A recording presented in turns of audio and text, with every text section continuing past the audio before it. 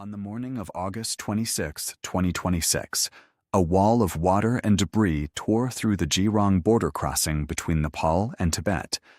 The destruction was nearly instantaneous, leaving locals and travelers with no time to react.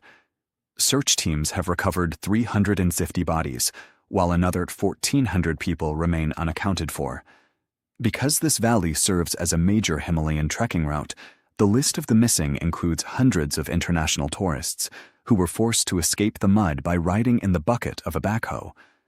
The sheer physical force of the slurry erased strategic mountain infrastructure. Entire villages were washed away, and billion-rupee hydropower grids were instantly reduced to buried, twisted metal. Early warning systems and local seismometers immediately provided an explanation for the devastation. The sensors registered a magnitude 5.2 event, prompting officials to report that a tectonic earthquake had triggered the disaster. Seismic analysis later revealed that the signal originated from the surface. The 5.2 magnitude vibrations were generated by a massive volume of material slamming into the valley floor from several kilometers above. The seismic signal was the initial signature of a multi-hazard cascade. To find the actual cause of the destruction, investigators had to look 5,200 meters straight up. High above the disaster zone sits the Langtang Larum Peak.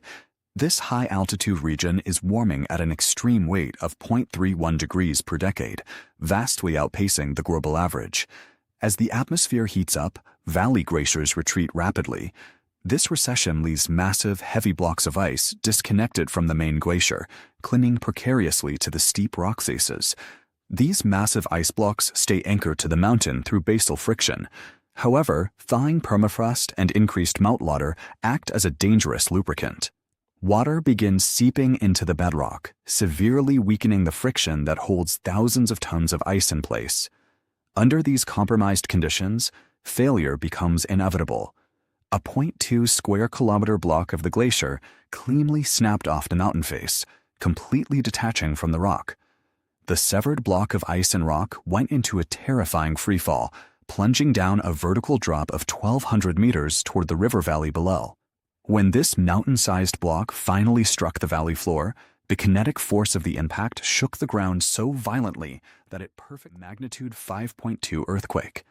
The impact converted the kinetic energy of the 1,200-meter drop into a sudden burst of heat the moment the ice hit the ground.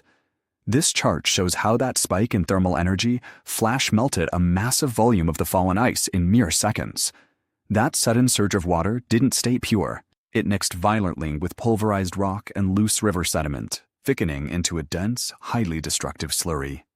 Racing forward, this thick, dark brown debris flow slammed violently into the narrow confines of the rocky river valley.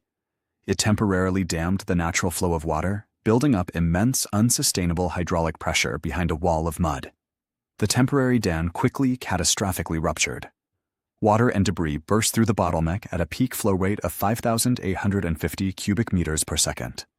The resulting surge charged down the valley, rapidly picking up speed, and erasing roads, bridges, and villages in its path.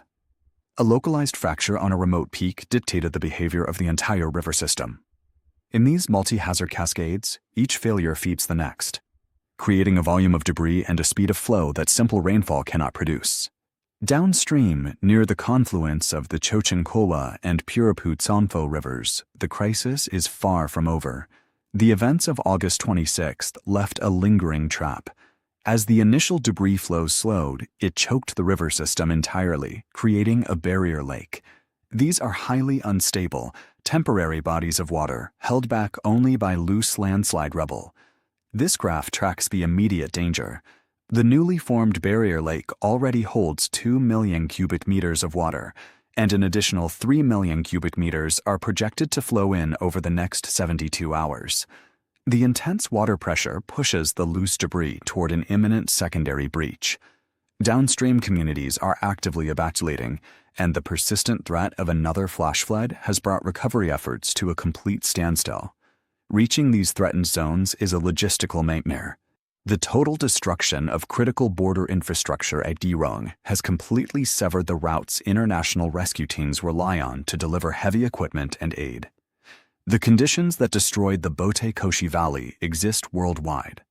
High mountain environments across the globe, from the Andes in South America to the European Alps, share the same steep topographies and rapidly warming peaks, leaving them primed for identical cascading failures.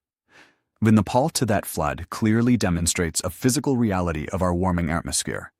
High-altitude heat acts as a catalyst for sudden, violent kinetic energy releases, allowing collapsing ice to level entire mountain communities in seconds. If you want to uncover the stories history forgot, like, share, and subscribe to History Unmasked, and turn on the bell for the next story.